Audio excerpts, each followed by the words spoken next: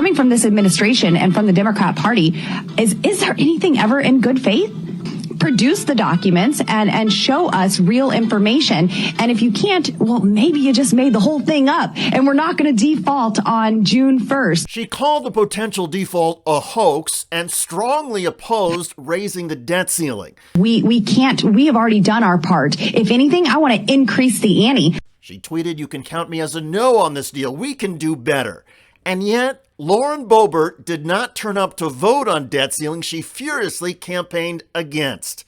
It's unclear where Boebert was. She was spotted running up the steps of the Capitol as they gavelled the vote, Axios reported, but she apparently missed it. Absolutely. This federal government needs to be much more transparent than it's been in the past. I'm grateful that we have the gavel to have actual oversight, but there has to be transparency for the American people rather than just gaslighting on media all the time and on the news all the time. That's all that has been taking place for years now. Well, speaking of transparency, Boebert's office released a statement confirming she missed the vote but would not address why she missed it. Was she doing right-wing interviews? Going through her divorce papers? Boebert's office wouldn't say. However, when it comes to gaslighting in the media, Boebert's social media Twitter page shows she tweeted against the debt ceiling deal 23 times in the week before the vote. The efforts of Lauren Boebert and other right-wingers had little impact on members who actually made it to the House floor. The final tally was not close. Yeas are 314, the nays are 117. The bill is passed. It was a significant margin, so Boebert's vote would not have mattered. However, Lauren Boebert is now getting shredded. Democrat Adam Frisch, who in 2022 lost his bid to unseat Ms. Boebert in Colorado's 3rd District by just 546 votes, wrote on Twitter, "How can you represent Colorado's 3rd when you don't even show up? What was more important than voting?"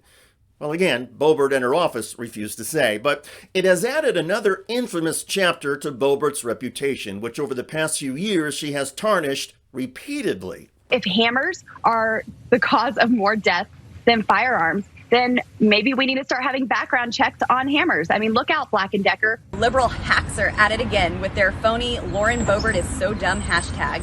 I don't think she's a moron. I wouldn't say that she's a moron just because Colorado's Republican Congresswoman Lauren Boebert repeatedly yelled from the House floor trying to interrupt President Biden during his speech. I know. One of those soldiers was my son, Major Beau Biden. We have a resident in the White House who has embarrassed our country.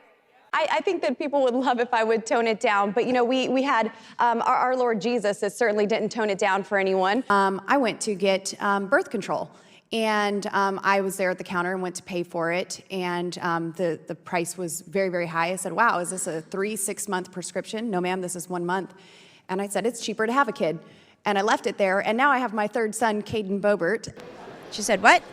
Lauren Boebert said, "The Constitution is not evolving. To say that spits in the face of every single one of our founders." I thought the Bill of Rights was part of the Constitution evolving. That is part of the Constitution. So wasn't it a moronic for her to say that? To be fair, there are several members of Congress who could be described as morons. There are many more who don't seem to know the Constitution, and literally every member in both parties has missed an occasional vote.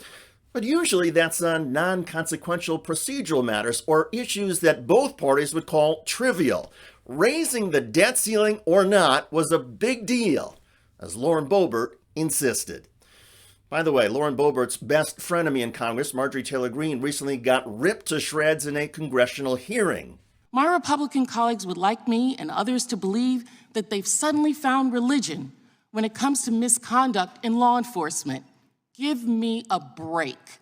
Check out that video at the link below. I'm David Shuster. Thanks for joining us.